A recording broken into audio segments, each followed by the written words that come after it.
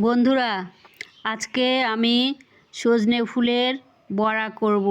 দেখো, এই যে সজনে ফুল পেড়ে নিয়েছি, আর এই ফুলগুলো ভালো করে ধুয়ে নিয়েছি। 3-4 বার ধুয়ে নেওয়ার পরে তারপরে সজনের ফুলগুলো গরম জল থেকে উঠিয়ে নিয়েছি।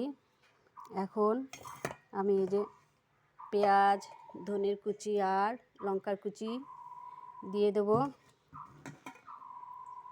পেঁয়াজ দিয়ে দিলাম,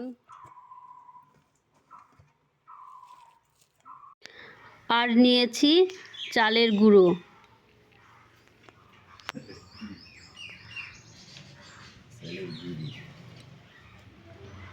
এই বেসন দিয়ে দিচ্ছি, বেসন দিয়ে দিলাম। আর এখন এই যে ধনের গুঁড়ো দেব,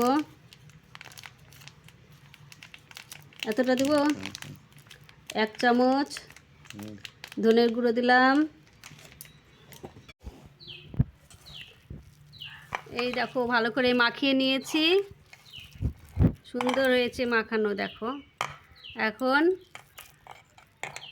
এই যে এরকম করে করে গোল করে করে একটু চ্যাপটা মতন করে নেব। গোল কড়াই গরম হয়ে গেছে, তেলও দিয়ে দিচ্ছি।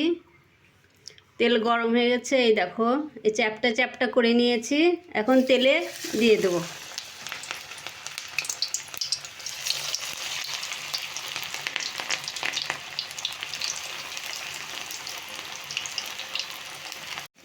এক পিঠ হয়ে গেছে, এখন উল্টে দেব।